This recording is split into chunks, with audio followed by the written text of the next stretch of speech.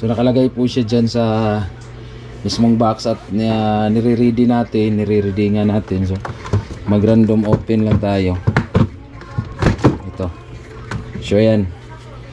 May mga FBT na at may cassette splitter na for NAP client. So ready na. Ayan yung FBT sa baba.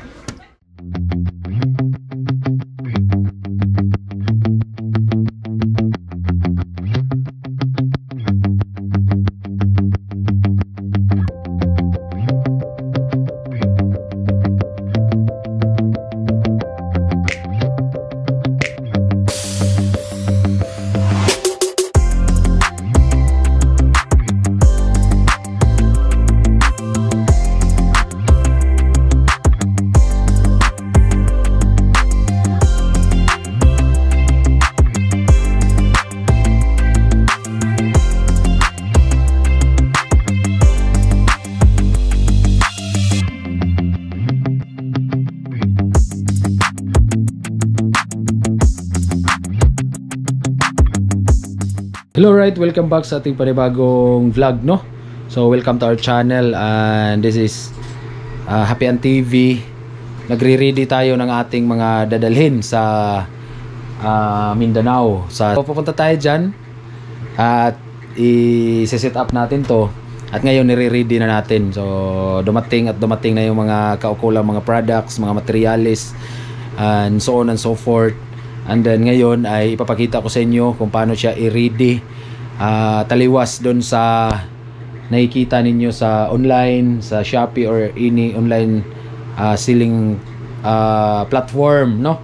Ito ay nire-ready talaga at kailangan masalansan talaga siya ng maigi at para pagdating dyan dire-diretso na at mabilis nyong maintindihan.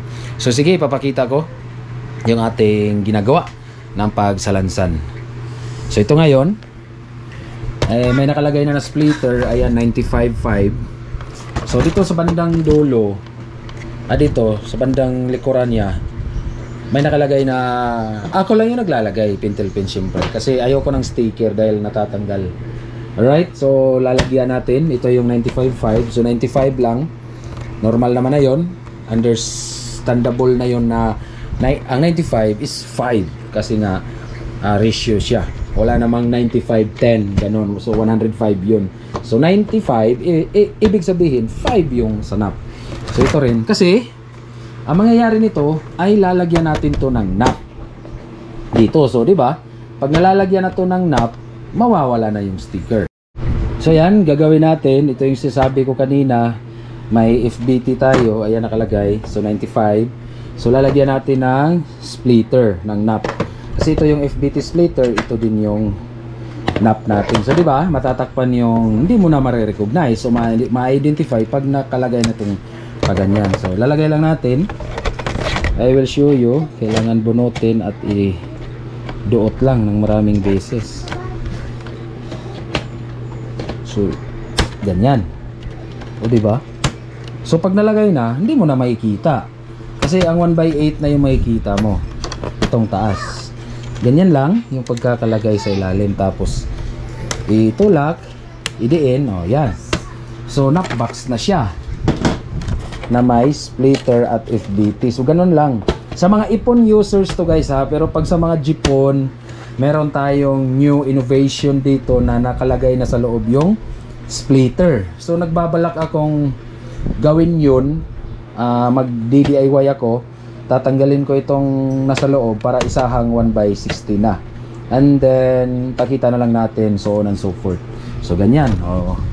I-lokot mo to. Ang paglokot nito pala guys ay hindi sa taas, sa ilalim. So pag ganyan lang. So ang paglokot para hindi siya masisira. So ganyan, ilolokot mo kunyari pag ganyan. Takpan mo, isang box na. O di ba?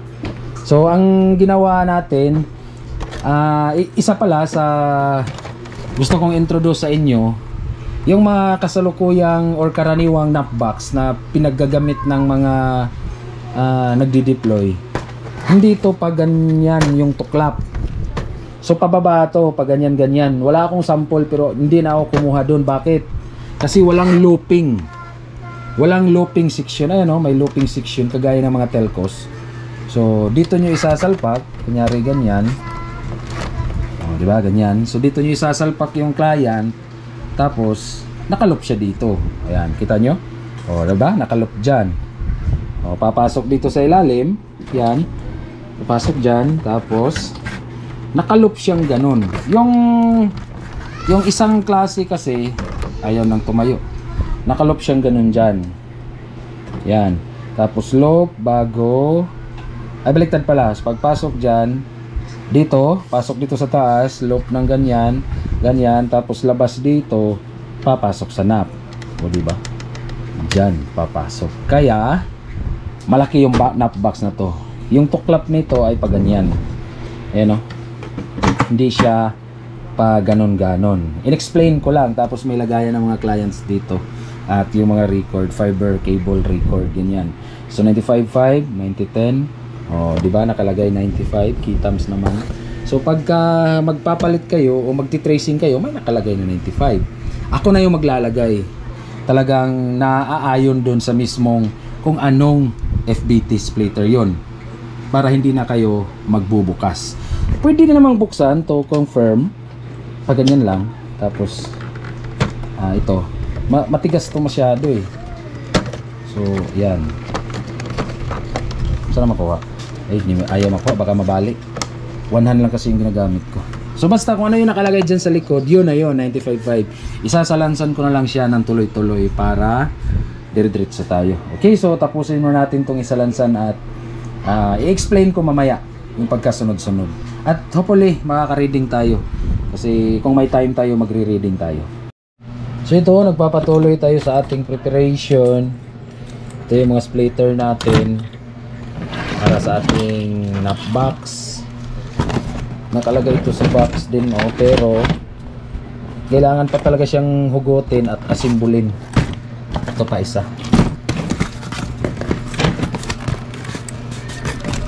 Yan. Ayaw na hiwa. So ganyan po yung ano natin, yung sistema. So yung mga nabibili through online, kaya mahirap siya. Yung iba nahihirapan kasi hindi pa siya nakasalansan. Yung atin salansan na talaga. So may FBT na, may napbox na, may cassette splitter na. Kaya yung pagbukas talaga nitong napbox ninyo, pagdating dyan sa inyo, sa pag-actual setup natin, nakaganyan na. So pag sa actual training, nakaganyan na, nakalagay na. Mamaya makikita nyo kung paano ko siya i-display sa training natin at reading so on and so forth na lang tayo after ikabit yung ating OLT. Okay, so maya ipapakita ko yung pagkasalansan ng mga nut boxes sa lamesa at magre-reading tayo. Hopefully maka-reading tayo. May OLT naman dyan na isa, so yun yung gagamitin natin.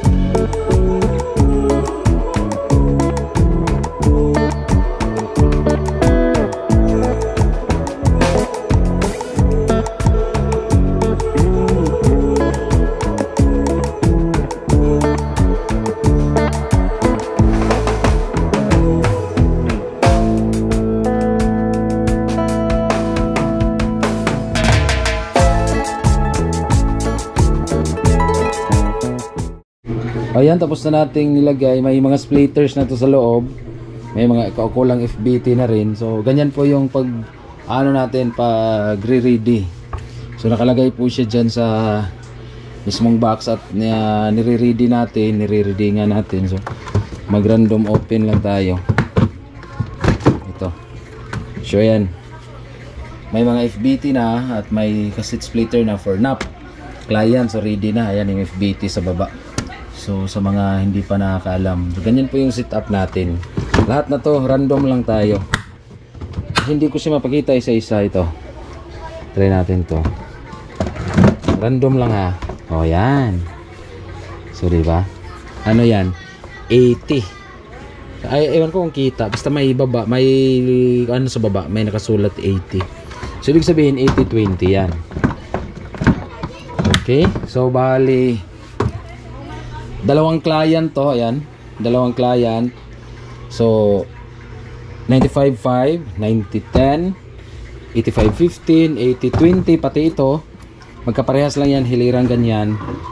Tapos 80-20, 75-25, 70-30, 50-50. So yung out ng 50-50 ay magiging kabilang out ay 50 din. So dito yun. So pwede pang mag-extend papunta doon. So bali dalawang client to. Thank you so much kay ma'am at sir. So isang client yung papunta doon, walong nap, 1, 2, 3, 4, 5, 6, 7, 8. At ito rin 1, 2, 3, 4, 5, 6, 7, 8. Okay, so nandito si baby. Ayaw guys, so wow. So praise the Lord, dalay ko ng Diyos. Bibiyahe na tayo pagkatapos natin i-ready to.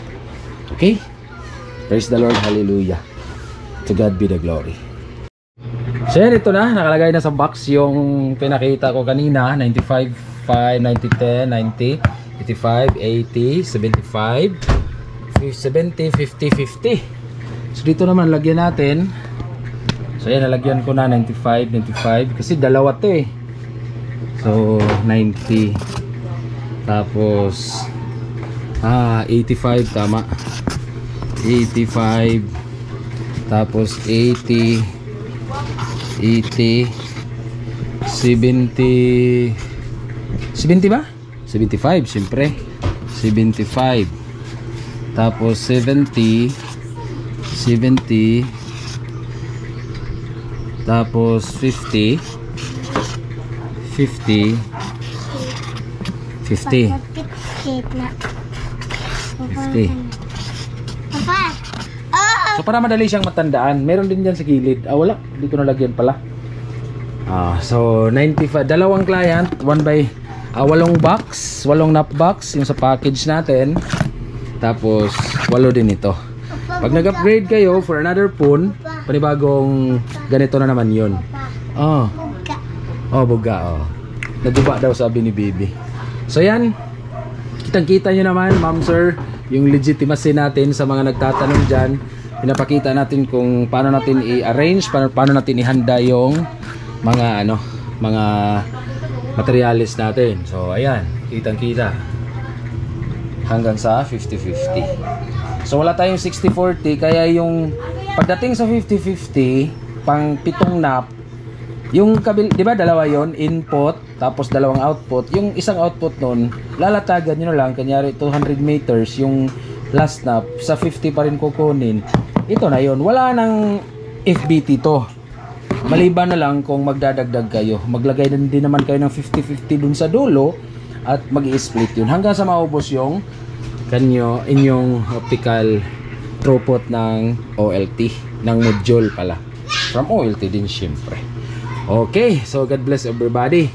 At next vlog natin siguro nasa mismong area na tayo, kasi bukas makalawa ay alis kami dito sa bahay at tuloy-tuloy na ang biyahe. Okay, glory to God in the highest.